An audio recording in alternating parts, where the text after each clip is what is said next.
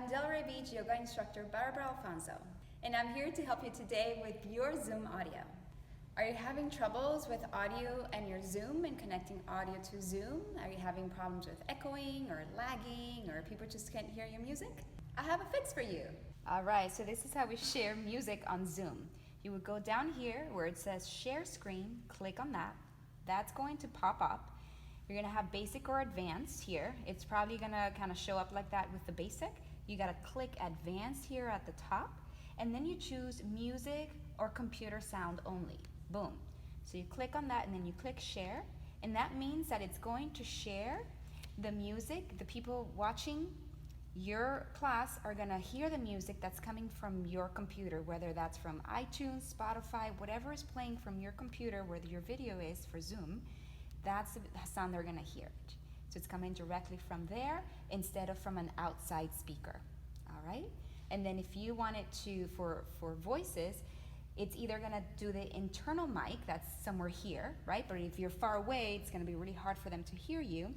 So you would connect a mic, whether it's a Bluetooth headphone with a mic or an external bigger mic like this one, okay? That would take in more of your voice.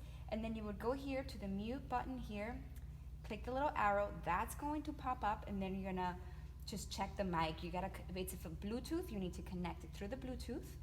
And you know, if it's cable, you have to have it in the cable, and then you choose the mic that you wanna be using right here. You can also go to the audio settings to make sure that your speakers are and mic are as loud as you want them to be, or if you want them to be automatically adjusted. All right, some things to keep in mind when you are teaching on Zoom is how far you are from the computer so that your audience can see you. Remember, some people might be watching from a phone, some from their laptops.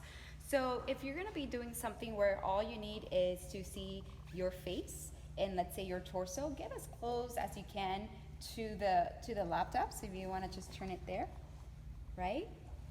So get as close so that you can see whatever you want to see. Now, if you are going to stand up and some part of your class is standing up, then set yourself up so that you have the laptop, let's say, in one place where you're close, and then you can move it when you are standing to a higher place. So you already have that set up before your class.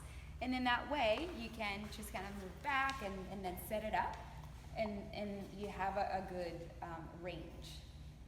Because if you set it up in a space where, let's say, you're standing back there and you can fit your whole self in the laptop, but then you're sitting down, you're gonna look so small, and then your audience is not really going to be able to see you. So be mindful of that you are taking up the whole screen, and be mindful that your audience might be looking at you from a tiny little phone. Another thing to keep in mind is there's a setting in Zoom for you to mute everyone as they come in, all right? So if you're gonna have a large class, it's best to have everybody muted, and you can unmute them if they need to speak, or they can use the chat option. And another thing is that to make your video the spotlight, there's a setting there that you can make your screen the spotlight, the one that shows up on everybody. Okay, so those are just some tips that I've been learning as I am learning myself how to use Zoom so that I can teach my yoga classes online. I hope that this helps, and I'll see you in Yoga in Delray or Yoga in Zoom. If you want to find out, check the link below or go to my website, BarbaraAlfonso.com.